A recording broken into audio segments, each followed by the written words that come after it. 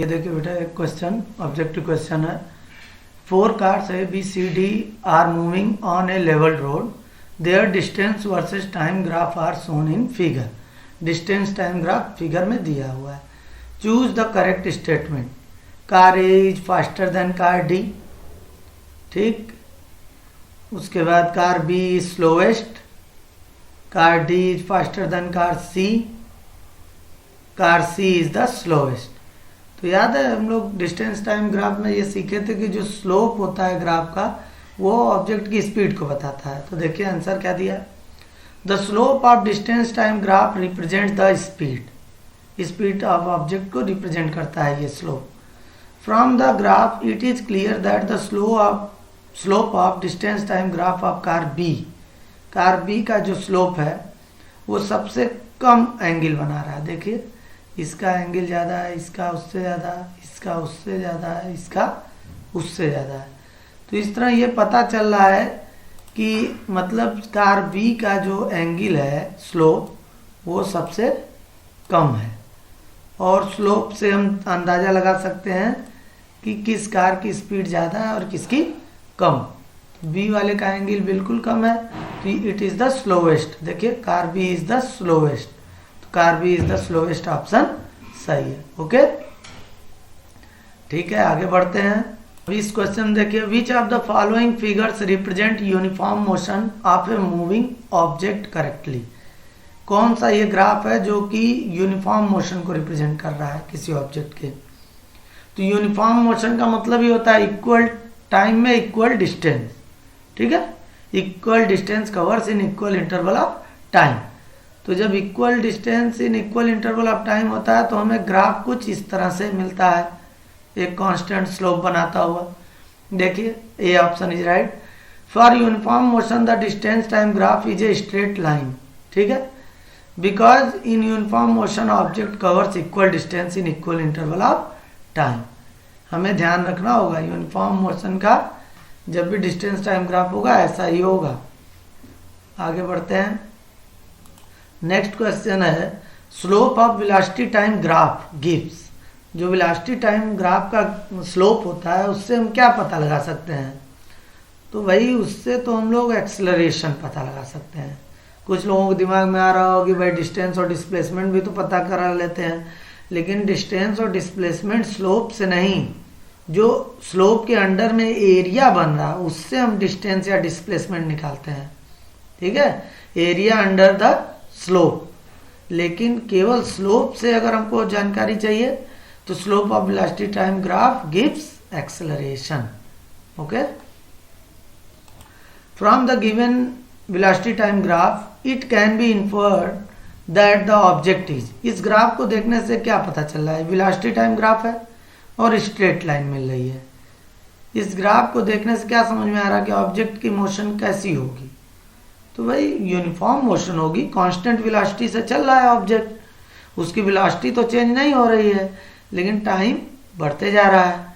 तो from the given velocity time graph it is clear that the velocity of the object is not changing with time. देखिए velocity जो भी रहा होगा यहाँ 5 मीटर पर सेकेंड या जो भी, तो उसी लाइन को फॉलो कर रहा है। इसके ऊपर जाता तब ना हम समझते हैं कि वेलोसिटी चेंज हो रही। एक ही नंबर पर रुका हुआ है वेलोसिटी जो भी है फिक्स है, तो object not changing with time, that is the object is in uniform motion. Okay, इसका मतलब ऑब्जेक्ट यूनिफॉर्म मोशन में जा रहा है। एनसीईआरटी बुक्स में जो ब्लू वाले ब्लॉक में क्वेश्चंस होते हैं, ये पेज 100 पर का क्वेश्चन है, ध्यान दीजिए। फर्स्ट क्वेश्चन है, an object has moved through a distance. एक ऑब्जेक्ट कुछ दूरी तक जाता है, can it have zero displacement. क्या इसका डिस्प्लेसमेंट जीरो हो सकता है। If yes support your answer with an example. तो भाई ऐसा तभी पॉसिबल हो सकता है कि ऑब्जेक्ट किसी डिस्टेंस को कवर करे और फिर वापस उसी प्लेस पर आ जाए, तभी जो है इनिशियल और फाइनल पोजीशन सेम होगी और ऑब्जेक्ट का डिस्प्लेसमेंट जीरो होगा। देखिए an object can have zero displacement yet it covers some distance in the condition if it comes back to its initial position। यानी जहां से चला था वापस वहीं घूम कर आ जाए। तब जो है डिस्प्लेसमेंट 0 हो सकता है। जैसे कि example, if a boy start from his home to market and come back to home then its displacement is 0 because its initial and final position are same. भाई घर से मार्केट गया था और मार्केट से घर आ गया, तो इनिशियल और फाइनल पोजीशन सेम हो गई, तो डिस्प्लेसमेंट 0 हो गया। देखिए next question, a farmer moves along the boundary of square field of side 10 metre in 40 second. 10 metre square का साइड है और उसका पूरा एक चक्कर लगाने में उसे 40 सेकेंड लगते हैं। What will be the magnitude of displacement of the farmer at the end of 2 minute 20 seconds from its initial position. अगर उसी तरह राउंड लगाता रहे तो 2 मिनट 20 सेकेंड बाद उसकी जो डिस्टेंस होगी या डिस्प्लेसमेंट होगी इनिशियल पोजीशन से कितनी होगी। ठीक है, तो farmer takes 40 second to move 1 round of square. Square का एक राउंड लेने में 40 सेकेंड उसे लग रहा है। ठीक है, तो जब 1 राउंड लगाएगा, ए से मान लीजिए स्टार्ट किया और यहाँ तक चक्कर लगाते हुए फिर ए पर आ गया, यानी 40 सेकेंड में उसका डिस्प्लेसमेंट कितना हो जा रहा है 0, क्योंकि जहाँ से चला था वहीं पे पहुँच जा रहा, तो 40 सेकेंड में उसका डिस्प्लेसमेंट हो जा रहा 0। ठीक, अब टोटल टाइम उसने कितना दिया है 2 मिनट 20 सेकेंड। तो पहले इसे तो सेकेंड में बदल लेते हैं, 2 इंटू 60 प्लस 20 यानी 140 सेकेंड। अब 140 सेकेंड को हम ब्रेक कर सकते हैं 40 इंटू 3 प्लस 20 सेकेंड। 40 इंटू 3 यानी 120 प्लस 20 यानी 140 सेकेंड। ब्रेक क्यों किया गया? इसलिए ब्रेक किया गया कि हर 40 सेकेंड में वो पर्सन एक चक्कर लगाकर अपने इनिशियल पोजीशन पे आ जा रहा, यानी 40 सेकेंड में उसका डिस्प्लेसमेंट 0 हो जा रहा। तो अब देखिए 40 सेकेंड में एक चक्कर हुआ, फिर अगले 40 सेकेंड में 2 चक्कर हुआ, 40 सेकेंड में 3 चक्कर हुआ, यानी 120 सेकेंड हो गया। तो वही चीज़ दिखाने के लिए यहाँ पर हमने इस तरह से ब्रेक किया है कि देखिए displacement of farmer after 2 minute 20 second it means after 140 second. तो displacement after 3 into 40 plus 20 second, तो 3 इंटू 40 हर 40 सेकेंड में डिस्प्लेसमेंट कितना हो जा रहा है 0। तो 3 चक्कर भी लगाएगा तो ए पर ही पहुंच जाएगा 120 सेकेंड में। देखिए 40 सेकेंड में यहाँ, फिर 40 सेकेंड बाद यहाँ ए पर, फिर 40 सेकेंड बाद यहाँ ए पर, तो 120 सेकेंड बाद वो ए पर ही पहुंच गया, तो यानी उसका डिस्प्लेसमेंट हो गया 0। इस वाले सेक्शन का डिस्प्लेसमेंट हो गया 0। अब बचा डिस्प्लेसमेंट आफ्टर 20 सेकेंड कि 20 सेकेंड बाद वो उसकी डिस्प्लेसमेंट क्या होगी। देखिए दिया अभी after each 40 second displacement is 0, इस वजह से ये 0 हुआ। तो अब अगले 20 सेकेंड का डिस्प्लेसमेंट निकाल लेते हैं। Farmer complete 1 round in 40 second, so he will complete 1/2 round in 20 second. एक पूरा चक्कर लगाने में 40 सेकेंड ले रहा है, तो आधा चक्कर ही लगा पाएगा 20 सेकेंड में। तो after 20 second final position of farmer is C. A से चला डी पर और डी से गया सी पर। तो अब ये इनिशियल पोजीशन हो गई, ये फाइनल पोजीशन हो गई। अब इनिशियल पोजीशन और फाइनल पोजीशन के बीच की दूरी को ही तो डिस्प्लेसमेंट कहते हैं। तो अब देखिए ये एक देख रहे हैं राइट एंगल ट्रायंगल है। देखिए यहाँ पे राइट एंगल बन रहा और यहाँ बेस और हाइट दिया हुआ है, हाइपोटेनस निकालना पड़ेगा AC। तो हम फार्मूला जानते हैं Pythagoras formula, we will use it. Okay, तो AC displacement of farmer is equal to AC को ब्रेक कर दिए √AB² प्लस BC²। फार्मूला हम जानते हैं हाइपोटेनस का square is equal to height का स्क्वायर प्लस बेस का स्क्वायर। तो जब हाइपोटेनस निकालेंगे तो ये अंडर रूट में हो जाएगा, बेस का स्क्वायर प्लस हाइट का स्क्वायर। तो वैल्यू रख देते हैं 10² प्लस 10² आएगा 10√2। We will put the value of √2। तो √2 की वैल्यू पुट करेंगे तो हमें मिल गया 14.14 मीटर। ये हो गई डिस्प्लेसमेंट। ठीक है, तो इस तरह से इस क्वेश्चन को हम सॉल्व कर लेंगे। अब ये पेज नंबर 102 पर जो एक्सरसाइज है ब्लू कलर वाले क्वेश्चंस, उनमें देखिए पहला क्वेश्चन क्या था, distinguish between speed and velocity. तो कर लेते हैं इनका डिफरेंस। स्पीड में speed is a scalar quantity, velocity is a vector quantity. Speed of moving object can never be zero, बताया गया था मैग्नीट्यूड तो कभी जीरो होती नहीं है वैल्यू, तो स्पीड कांट बी जीरो, ठीक है। Velocity of a moving object can be zero. भाई आप ब्रेक लगा दोगे तो वो तो रेस्ट पोजीशन में आ गया, लेकिन कोई भी चलती हुई ऑब्जेक्ट का जो स्पीड है वो तो जीरो नहीं ना होगा। हाँ, लेकिन velocity of object can be zero. जैसे सर्कुलर पाथ पे जब हम मूव कर रहे हैं तो उसकी वेलोसिटी हर पर चेंज हो रही है, सही बात है। तो इसी तरह कुछ ऐसी सिचुएशंस हो सकती हैं जहाँ पर वेलोसिटी जीरो हो। जैसे अगर कोई ऑब्जेक्ट एक पॉइंट से चलते हुए गया और वापस उसी पॉइंट पर आ गया, ठीक है, तो डिस्प्लेसमेंट जीरो हो गया। तो डिस्प्लेसमेंट जीरो हो गया तो वेलोसिटी भी जीरो हो गई, ठीक। Speed of an object is always positive, जो स्पीड की वैल्यू होती है वो हमेशा पॉजिटिव होती है। और velocity of an object can be positive और निगेटिव, वेलोसिटी की वैल्यू पॉजिटिव या निगेटिव आ सकती है डायरेक्शन की वजह से, ठीक है, क्योंकि ये वेक्टर क्वांटिटी है। आगे बढ़ते हैं।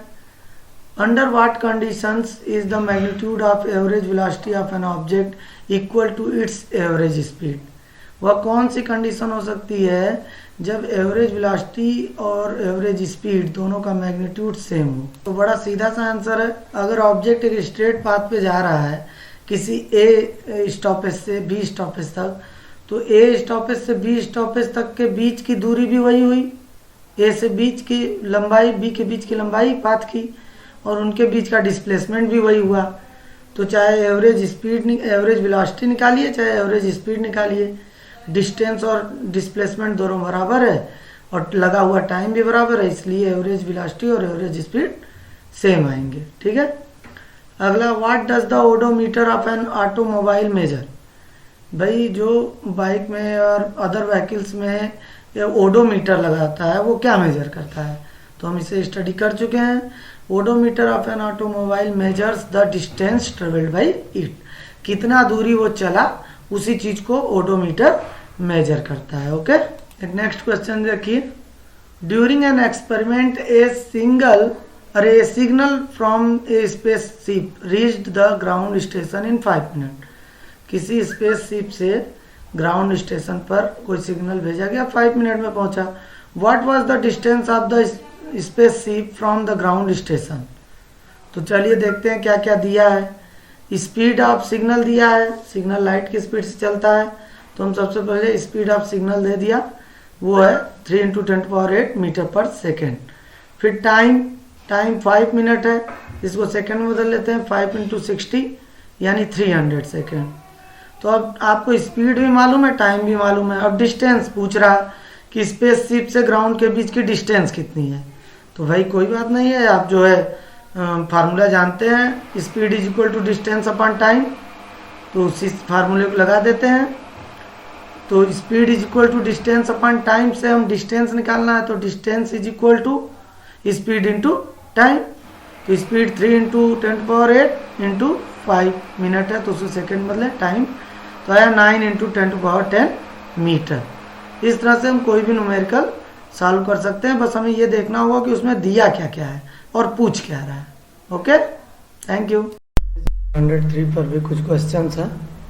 पहला, व्हेन विल यू से a body is in uniform acceleration, और दूसरा नॉन यूनिफॉर्म एक्सेलरेशन। ये दो क्वेश्चन है, कब हम कहेंगे कोई ऑब्जेक्ट यूनिफॉर्म एक्सेलरेशन में और कब नॉन यूनिफॉर्म एक्सेलरेशन में। डिफिनीशन हम जानते हैं, हम चैप्टर में पढ़ चुके हैं कि अगर किसी बॉडी के वेलोसिटी में यदि इक्वल टाइम में इक्वल अमाउंट में चेंज आ रहा है, देखिए if its velocity changes y equal amount in equal interval of time, बराबर समय में उसके वेलोसिटी में बराबर चेंज आ रहा है, तब तो उसे हम यूनिफॉर्म एक्सेलरेशन में कहेंगे। और यदि ऑब्जेक्ट की वेलोसिटी में अनइक्वल चेंज आ रहा है समय के साथ, तो उसे नॉन यूनिफॉर्म एक्सेलरेशन में कहेंगे, ओके। नेक्स्ट क्वेश्चन देखिए, a bus decreases its speed from 80 km/h to 60 km/h in 5 seconds. Find the acceleration of the bus. अब देख रहे हैं डिक्रीजेज, यानी बस जो 80 किलोमीटर पर आवर की स्पीड से चल रही थी और धीरे धीरे उसकी स्पीड घटकर कितनी हो गई 60 किलोमीटर पर आवर, यानी उसकी वेलोसिटी में चेंज आया 80 to 60 हो गया। तो यहाँ एक्सेलरेशन होगा लेकिन निगेटिव क्योंकि घट रहा है। तो ये हो गया इनिशियल वेलोसिटी, ये हो गया फाइनल वेलोसिटी। तो पहले तो देखिए टाइम सेकंड में दिया है और वेलोसिटी किलोमीटर पर आवर में दिया है, तो इसको मीटर पर सेकंड में चेंज कर लेते हैं। तो initial speed u is equal to 80 kilometre पर आवर है, तो 80 इंटू 5/18 कर दिए, तो ये देखिए मीटर पर सेकंड में आ गया 200/9 मीटर पर सेकंड। और फाइनल स्पीड आपकी कितनी हो गई, ये घट गया 60 किलोमीटर पर आवर। इसे भी चेंज कर लिए 5/18 से मल्टीप्लाई करके, देखिए इसमें 5/18 से मल्टीप्लाई कर दिया तो आ गया 150/9 मीटर पर सेकंड स्क्वायर। तो हमें इनिशियल स्पीड मिल गई और फाइनल स्पीड मिल गई। और एक्सेलरेशन इज इक्वल टू क्या होता है, change in velocity upon time. तो एक्सेलरेशन है is equal to v minus u upon t. तो v ये है 1/50/9 माइनस 200/9 और अपॉन टोटल टाइम 5 सेकेंड। तो इससे हम जब मल्टीप्लाई करेंगे तो after calculating it we will get -10/9 metre पर सेकेंड स्क्वायर। ठीक है, यहाँ पे 9 को एलसीएम ले लेंगे तो माइनस करेंगे -50/9, तो 9 नीचे आ गया, 9 इंटू 5 आंसर आया -10/9 मीटर पर second square. Hence acceleration is negative because speed decreases. याद है जब हम लोग एक्सेलरेशन पढ़ रहे थे तो ब्रेक लगाने वाले केस में एक्सेलरेशन को क्या कहते हैं, retardation.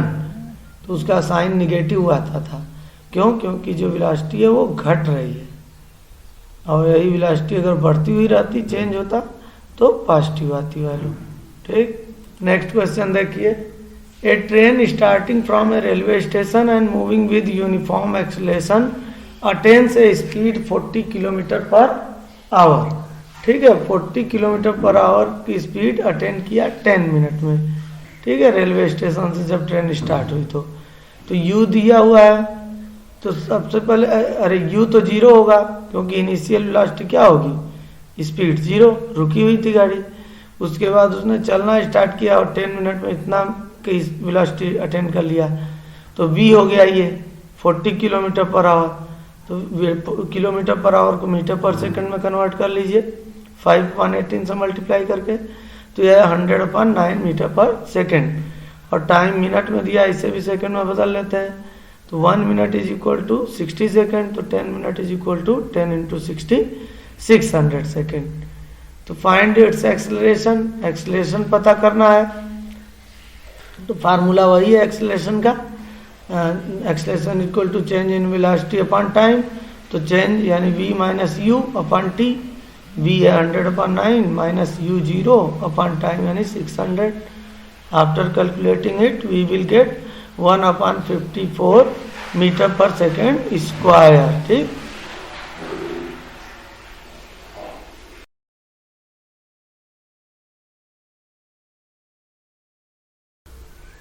What is the nature of the distance time graph for uniform and non-uniform motion of an object? तो हम लोगों ने कई ग्राफ बना के देख चुका है कई टेबल के थ्रू। तो हमें पता है कि यूनिफॉर्म मोशन में अगर कोई ऑब्जेक्ट है तो वो इक्वल टाइम में इक्वल डिस्टेंस कवर करेगा। तो उसके लिए कैसा हमारा ग्राफ बनता है, ए straight line with constant slope, A straight line with constant slope. ये देखिए ये वाले ग्राफ की तरह बनेगा।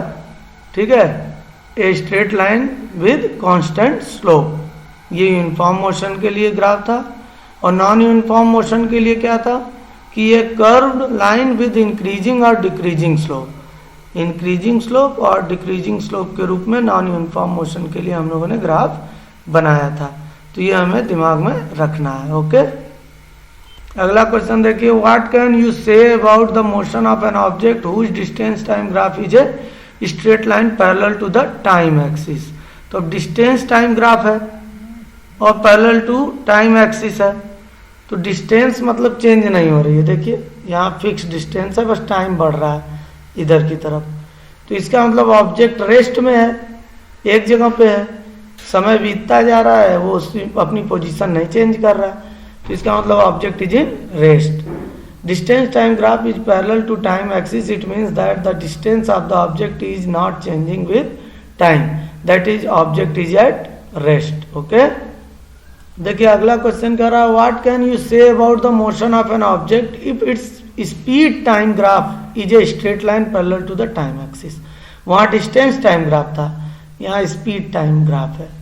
तो स्पीड टाइम ग्राफ को देख लेते हैं। देखिए यहाँ इसकी स्पीड देखिए जो भी है ऑब्जेक्ट की वो फिक्स लग रही है, देख रहे हैं, इसके ऊपर नहीं बढ़ रहा है ये लाइन, और टाइम लगातार बढ़ते जा रहा है, यानी इसकी स्पीड में तो किसी तरह का चेंज आ नहीं रहा है, फिक्स है, ठीक है, और टाइम बराबर बदलते जा रहा है।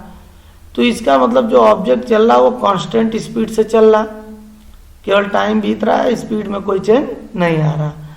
Speed time graph is a straight line parallel to time axis, it means that the speed of the object is not changing with time, that is object is performing uniform motion। यहाँ से देख के समझ में आ रहा है कि object की स्पीड में किसी तरह का चेंज नहीं आ रहा। अगर 4 मीटर पर सेकंड है तो 4 मीटर पर सेकंड की स्पीड से ही वो आगे बढ़ता जा रहा है, टाइम बीतता जा रहा है, लेकिन उसकी स्पीड में कोई चेंज नहीं आ रहा। इसका मतलब वो यूनिफॉर्म स्पीड से आगे बढ़ रहा है। ओके, अगला क्वेश्चन करा, what is the quantity which is measured by the area occupied below the velocity time graph. तो याद है हम लोगों ने जब इक्वेशन ऑफ मोशन या जब भी ग्राफ की काम हम लोग कर रहे थे, प्लॉट कर रहे थे टेबल के थ्रू, तो हमने दो तरह के ग्राफ बनाए थे, distance time graph, velocity time graph. तो डिस्टेंस टाइम ग्राफ से हम लोगों को भी कुछ चीज़ें मिल जाती थी। पहला तो हमें क्या मिल जाता था, उसकी स्पीड, ठीक है, डिस्टेंस टाइम ग्राफ से हमें उसकी स्पीड मिल जाती थी ऑब्जेक्ट की किसी भी टाइम पर। और वेलोसिटी टाइम ग्राफ से हमें क्या मिल जाता था, एक तो एक्सेलरेशन मिल जाता था और दूसरा हमें मिल जाता था उसके अंडर में एरिया निकाल कर हम जान लेते कि ऑब्जेक्ट कितनी दूरी चला। Area under the velocity time graph gives the magnitude of displacement. Area occupied by velocity time graph, जो भी आपका ग्राफ बना, उस ग्राफ के अंडर में जो एरिया बनता था उस एरिया से हम लोग चली गई दूरी निकाल लेते थे, डिस्प्लेसमेंट निकाल लेते थे। याद है इक्वेशन ऑफ मोशन में भी हम लोगों ने travel distance is equal to area of the trapezium करके निकाला था। तो इस तरह से हमको याद रखना पड़ेगा कि area occupied below the velocity time graph क्या करता है, वो डिस्प्लेसमेंट देता है, gives the magnitude of displacement. याद रखने वाली बात है ये। ओके ओके बेटा, देखिए पेज 109 पर भी, a bus starting from rest, rest से स्टार्ट हो रहा है यानी initial velocity 0, moves with a uniform acceleration, u 0 दे दिया, ठीक, moves with a uniform acceleration, तो एक्सेलरेशन भी दे दिया, a is equal to 0.1 metre पर second square for 2 minute, time भी दे दिया 2 मिनट्स। तो ये सब सिंबॉलिक फॉर्म में लिख लीजिए, एक्सेलरेशन दे दिया, टाइम दे दिया 2 मिनट, उसे सेकेंड में बदल लिए, initial speed u is equal to 0। तो स्पीड एक्वायर्ड यानी फाइनल स्पीड पूछ रहा है v की वैल्यू, तो a इज इक्वल टू, या इसी फार्मूले से फर्स्ट इक्वेशन ऑफ मोशन से v is equal to u plus at होता है, और यही v हमें निकालना है, बाकी सब चीज़ हमारे पास है। वैल्यू रख दीजिए, u की जगह 0, a की वैल्यू रख दिए इंटू t की वैल्यू, तो ये आ गया 12 मीटर पर सेकेंड, यानी उसकी जो फाइनल स्पीड रही होगी 12 मीटर पर सेकेंड रही होगी। अगला क्वेश्चन है द डिस्टेंस ट्रेवल्ड, चली गई दूरी निकालना है, second equation of motion use कर लेते हैं, s is equal to u t plus half a t square. तो अब u की वैल्यू तो 0 रखे, 0 इंटू टी, तो 0 से किसी मल्टीप्लाई करेंगे 0 ही आएगा, plus half a t square, a into t का square 120 into 120। After calculating with we will get 720 metre. तो चली गई दूरी भी निकल गई 720 मीटर। ओके, नेक्स्ट क्वेश्चन देखिए, a train is travelling at a speed of 90 kilometre पर आवर, इस स्पीड से चल रही है, यानी इसकी इनिशियल वेलोसिटी कितनी हो गई 90 kilometre per hour. Brakes are applied so as to produce a uniform acceleration of -0.5 metre पर सेकेंड स्क्वायर। माइनस क्यों लगाया? क्योंकि चलती हुई व्हीकल पे ब्रेक लगाया गया, यानी इसकी वेलोसिटी चेंज हुई होगी, कम हुई होगी, तो इस वजह से एक्सेलरेशन निगेटिव है। तो देखिए u दे दिया, a दे दिया, ठीक है। u is equal to 90 kilometre पर आवर, इसे मीटर पर सेकंड में बदल लिए 5/18 से मल्टीप्लाई करके, acceleration -0.5 metre per second square, ठीक। अब find how far the train will go before it is brought to rest, यानी लास्ट में जो ऑब्जेक्ट है ट्रेन वो रेस्ट में आ जाएगी, यानी v इज इक्वल टू 0। अब टाइम पूछ रहा है कि कितने देर में वो रेस्ट में आएगी, t निकालना है। तो सबसे पहले तो हमें हाउ फार, कितनी दूरी पे जाके वो रुकेगी, ये निकालना है। तो हम फार्मूला जानते हैं, third equation of motion, v square is equal to u square plus 2as। हमें v स्क्वायर, v भी मालूम है, u भी मालूम है, a भी मालूम है, तो वैल्यू रख दिए। देखिए कैलकुलेट करने पर हमें s is equal to 620 metre distance मिल गई। ब्रेक अप्लाई करने पर ऑब्जेक्ट इतनी दूरी पे जाके रुकेगा। Next question, a trolley while going down an inclined plane, कोई इंक्लाइंड प्लेन है, उस पे कोई ट्रॉली जा रही है। ये देखिए ट्रॉली है, यहाँ पे कहीं ट्रॉली है और वो इंक्लाइंड प्लेन, ऐसे प्लेन पे ऐसे जा रही है, ठीक है। तो उसका एक्सेलरेशन दिखा रहा है 2 सेंटीमीटर पर सेकंड स्क्वायर, सेंटीमीटर दिया है, ठीक है। और इनिशियल वेलोसिटी यहाँ पे u कितना होगा, 0, ऑब्जेक्ट की इनिशियल वेलोसिटी 0 हो गई। फाइनल वेलोसिटी क्या होगी पूछ रहा है, v निकालना है और t दिया है 3 सेकेंड। तो अब देखिए u मालूम है, a मालूम है, t मालूम है, और हमें निकालना जो है v है, ठीक है। अब यहाँ मिस प्रिंट है, मुझे लग रहा है इस कैलकुलेशन के हिसाब से यहाँ सेंटीमीटर पर सेकंड स्क्वायर ना लिख के मीटर पर सेकंड स्क्वायर होना चाहिए था, ठीक है। अगर सेंटीमीटर में भी है तो इसे हमें मीटर पर सेकंड स्क्वायर में बदलना पड़ेगा, ठीक है। तो फिलहाल अभी आपको मीटर पर सेकंड स्क्वायर के हिसाब से समझा रहा हूँ, ये मानकर कि ये गलत है, सेंटीमीटर स्क्वायर नहीं होके 2 मीटर पर सेकंड स्क्वायर है। तो यहाँ पे देखिए सीधे equation, first equation of motion में v is equal to u plus 80 कर दें, v की वैल्यू मिल जाएगी 0 + 2 × 3 यानी 6 मीटर पर सेकेंड। इससे आप कैलकुलेट कर सकते हैं, वैल्यू मिल जाएगी उसकी स्पीड की 3 सेकेंड बाद। अगला क्वेश्चन देखिए, a racing car has a uniform acceleration of 4 metre पर सेकेंड स्क्वायर। अब एक्सेलरेशन दे दिया, a इज इक्वल टू ये लिख दीजिए, what distance will it cover in 10 second after starting. तो बेटा टाइम दे दिया 10 सेकेंड, ओके। अब स्टार्टिंग में ऑब्जेक्ट की वेलोसिटी क्या रही होगी, 0, u 0 रहा होगा, तो u इज इक्वल टू 0, ठीक है। तो from second equation of motion से हम निकाल सकते हैं चली गई दूरी, ut plus half at square. देखिए u है ही पता चल गया, a मालूम ही है, t मालूम है, वैल्यू रख दीजिए। वैल्यू रखने पे हमें s इज इक्वल टू आ गया 200 मीटर। कैलकुलेट करेंगे तो 200 मीटर मिलेगा रिजल्ट, ओके। ये देखिए एक important question, a stone is thrown in a vertically upward direction with a velocity of 5 metre पर सेकेंड। इस वेलोसिटी से कोई पत्थर है ऊपर की ओर फेंका जाता है, ठीक है। If the acceleration of the stone during its motion is 10 metre पर सेकेंड स्क्वायर।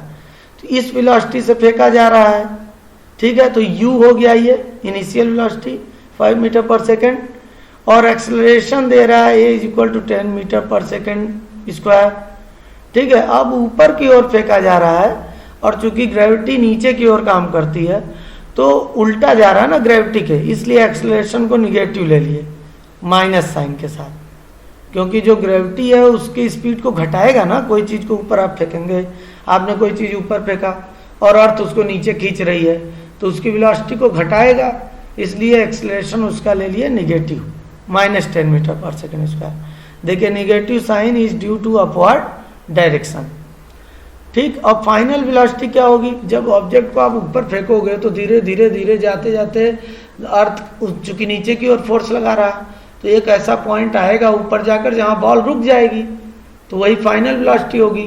रुकी हुई अवस्था, तो उसे v से रिप्रेजेंट करेंगे, v इज इक्वल टू 0। ठीक है, अब निकालना है कि वो टोटल कितनी ऊंचाई तक गया और टाइम कितना लिया। तो हमारे पास v है, u है और a है, तो थर्ड इक्वेशन ऑफ मोशन से हम s निकाल सकते हैं। v square is equal to u square plus 2as, तो v की वैल्यू 0 है, u की वैल्यू दी हुई है और a की वैल्यू रख दी है। तो s इज इक्वल टू, इसे कैलकुलेट करेंगे रीअरेंज करके, तो s is equal to 1.25 metre, इतनी ऊंचाई पे स्टोन जाएगा। ठीक, अब टाइम के लिए फर्स्ट इक्वेशन ऑफ मोशन ले लेते हैं, v is equal to u plus 80, तो v is equal to u plus 80 है, तो v 0 है, u मालूम ही है, a की वैल्यू भी हमें पता है -10 और t की वैल्यू निकालनी है, तो रीअरेंज कर लें, t इज इक्वल टू 5/10 यानी 0.5 सेकेंड। इस तरह आप आसानी से कैलकुलेट कर सकते हैं। तरीका यही है कि जो जो चीज़ दिया हुआ है उसको सिंबल के रूप में ऐसे लिख लीजिए पहले, ताकि पता चल जाए कि हमें दिया क्या है और निकालना क्या है, तब हम आसानी से फार्मूले को यूज कर पाएंगे और वैल्यू रख पाएंगे। एक क्वेश्चन ऊपर कहीं छूट गया था किसी पेज का, what does the path of an object look like when it is in uniform motion. यदि कोई ऑब्जेक्ट यूनिफॉर्म मोशन में चल रहा है, ठीक है, यानी इक्वल टाइम में इक्वल डिस्टेंस कवर कर रहा है, तो उसके ग्राफ का पाथ यानी उसका पाथ कैसा होगा। तो भाई स्ट्रेट पाथ तो हम जानते ही जानते हैं कि स्ट्रेट पाथ पे चल रहा है तो इक्वल टाइम में इक्वल डिस्टेंस कवर करेगा, लेकिन साथ ही उसका पाथ कर्व भी हो सकता है और जिग जैग भी हो सकता है, क्योंकि इक्वल टाइम में इक्वल डिस्टेंस कवर कर रहा है, तो कर्व में भी अगर ऐसे जा रहा है तो इक्वल टाइम में इक्वल डिस्टेंस कवर कर रहा है।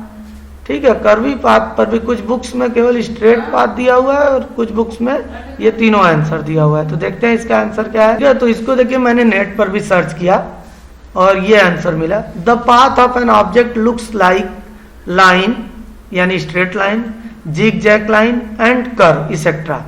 क्यों, एक्सप्लेनेशन सुनिए।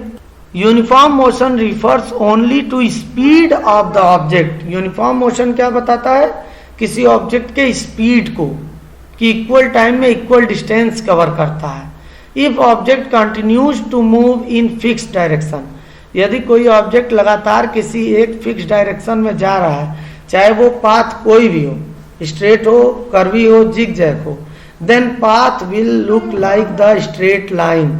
तो पाथ उसका हमेशा कैसा दिखेगा, स्ट्रेट लाइन ही दिखेगा।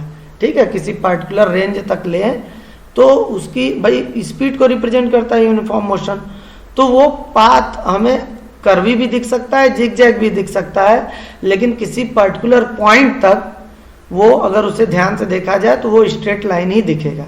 ठीक है, तो इस तरह से कि यूनिफॉर्म मोशन में चलने वाले ऑब्जेक्ट का पाथ स्ट्रेट लाइन भी हो सकता है, जिग जैग भी हो सकता है और कर्वी भी हो सकता है। इस आंसर को लिखने का मतलब है कि आपको एक्सप्लेनेशन भी लिखना जरूरी होगा, नहीं तो इतना केवल लिख के छोड़ देंगे तो आंसर गलत भी हो सकता है।